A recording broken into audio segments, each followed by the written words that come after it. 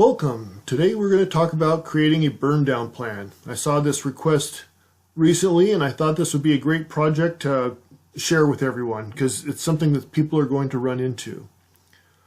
First off, there's a couple different tabs. The main one here is the data tab. This is where you're going to list your tests, your projects, your tasks, whatever it is that you've got going on. Then there's the planned date. This is the date that you are scheduled to complete the test or project or task or whatever it is. And what you'll notice, the way we've got this set up, in the next page it'll be takes care of this, but you'll notice here that it doesn't have to be in chronological order. We've got an April date, a June date, February, January, June, April, and so on. So this way you can list your projects or tests by alphabetical order or some other order or grouping that makes sense to you. Now if you want, you can sort this plan date in chronological order and you can have that as well. And then in column C you're going to have your completion date. Now you'll notice here that you can have gaps. Maybe you're going to complete something earlier, something later. You just put in the completion date the way it is. Now what you can do also is as you add you can just add tasks. You can insert them into the middle. You can add them at the end. Maybe you found some new projects that you need to be working on. Go ahead and add that. The way we're going to set this up, it's dynamic and can take care of that. So now let's go to the calculation tab. This is where the magic happens. You've got your date, your plan, and then your actual, your completed tasks. So this plan, this is a count of your outstanding tasks or tasks that still need to be completed. Actual, these are the actual tasks that still need to be completed. And you can see over here, this is what the burn down chart is going to look like. This blue line is the burn down, what you plan to do, and then the orange is where you're currently at. Now for date, this is going to link to your x-axis down here, and it does need to be in chronological order. If you come here, you'll see that I've just taken whatever the start date is, that's hard-coded, and then I added 7 days and carried that all the way down, and that's so it's every week. Maybe you want something every 2 weeks, maybe you want something every month, maybe you want something every day, and you can adjust that phasing with no problem. And then you just copy it down for as far out as you want to go. Maybe you want a rolling 6 months, maybe you want a year, whatever the time frame you want to look at.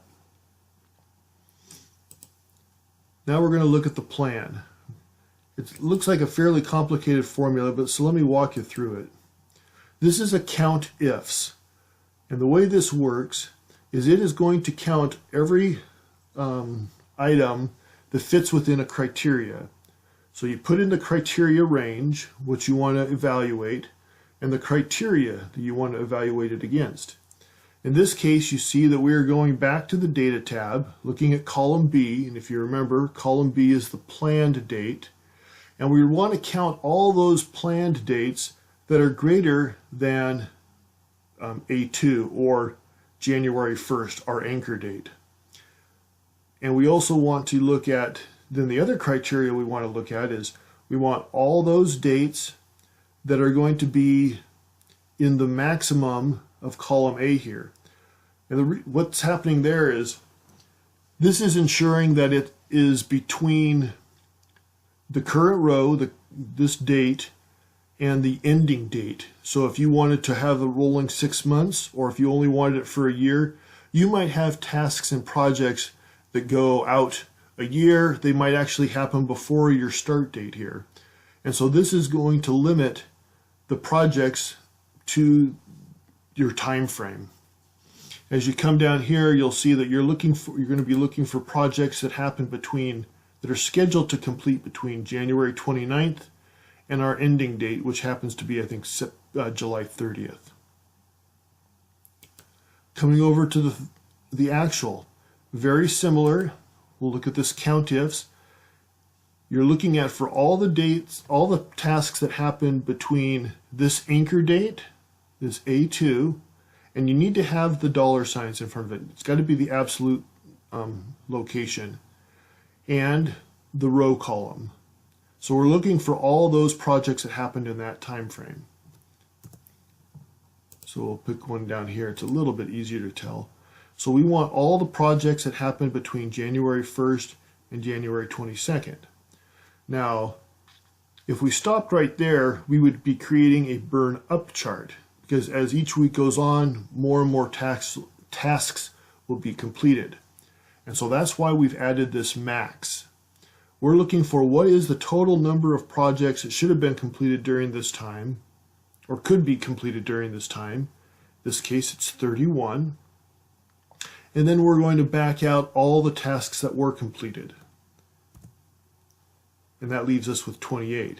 So that's how you get the burn down plan here. Is you've got the blue, which is the schedule or plan, and then you have what was actually completed in the orange.